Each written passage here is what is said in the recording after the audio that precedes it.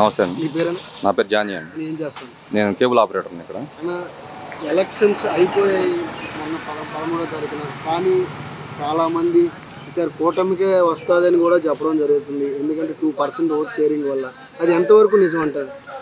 2% vote sharing పెరిగింది అంటున్నారు, కానీ అది కూటమికి ప్లస్ అని చెప్పి ఎలా అనుకుంటున్నారండి అందరూ?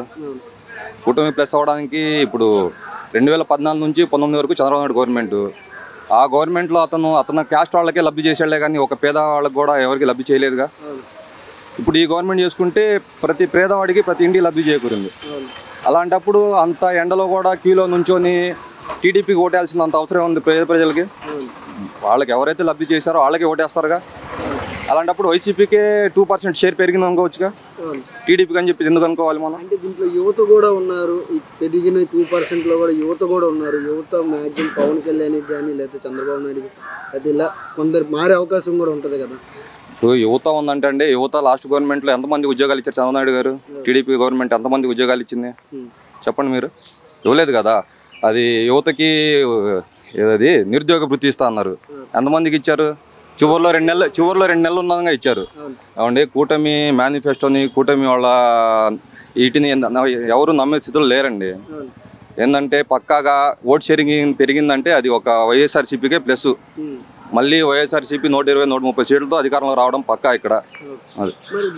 దేశవ్యాప్తంగా మన వైపు చూస్తారని మన ఐపాక్ సమావేశంలో కూడా జగన్మోహన్ రెడ్డి ఖచ్చితంగా చూస్తారండి. ఎందుకంటే ఒక వ్యక్తి ఒకవైపు వ్యవస్థల్ని మేనేజ్ చేసే వాళ్ళు కేంద్రం నుంచి మోడీ గారు కానీ, పవన్ కళ్యాణ్ కానీ, ఈ చంద్రబాబు నాయుడు కానీ, పురంధేశ్వరి కానీ, వీళ్ళందరూ ఒకవైపు.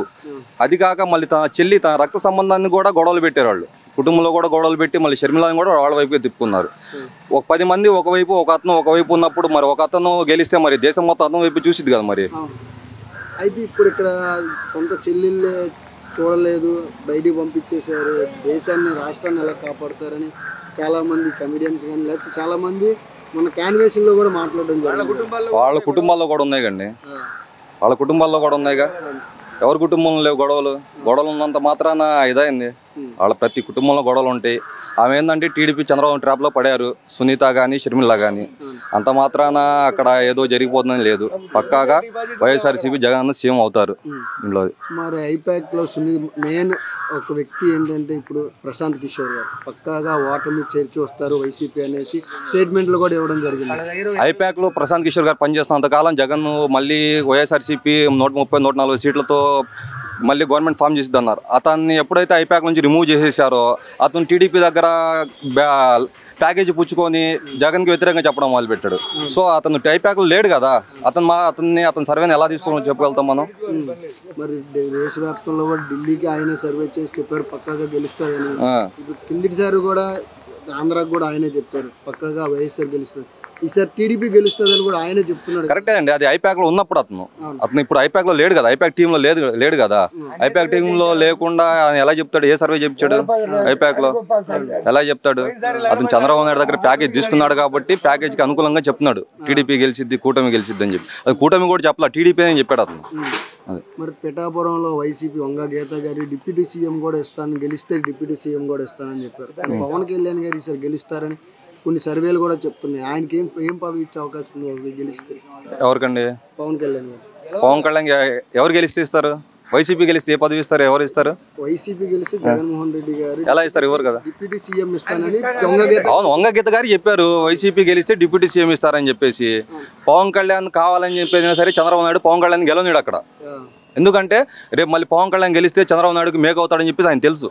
చంద్రబాబు నాయుడు ఒకరి బుద్ధి రాష్ట్రంలో అందరికీ తెలుసు, ఒక పవన్ కళ్యాణ్ తప్పనిచ్చి గెలవనీడు. చంద్రబాబు నాయుడు గెలవనీడు పవన్ కళ్యాణ్ అక్కడ. పవన్ కళ్యాణ్ ముందు అది గుర్తించాలి అక్కడ. జూన్ 9వ తారీఖున భక్త సత్యనారాయణ గారు ప్రమాణ స్వీకారం కూడా వైజాగ్ లో ఉండబోతుంది. దీంట్లో ఎటువంటి డౌట్ లేదండి. ప్రమాణ స్వీకారానికి మేము కూడా ఇక్కడ నుంచి బయలుదేరుతాం. 9వ తారీఖు కంపల్సరీ మేము కూడా ఇక్కడ నుంచి 100 మంది బయలుదేరుతాం. దీంట్లో ఎటువంటి అనుమానాలు లేవు, మీరు ఎటువంటి అనుమానాలు పెట్టుకోవద్దు. కంపల్సరీగా రేపు 4వ తారీఖున వైఎస్ఆర్సీపీ ఫ్యాన్ ప్రపంచం మీరు అందరూ చూడబోతున్నారు. మా జగనన్న చెప్పినట్టు ఈ దేశం మొత్తం మా జగనన్న చూడడం వైపు అందరూ ఆసక్తి ఎదురు చూస్తున్నారు.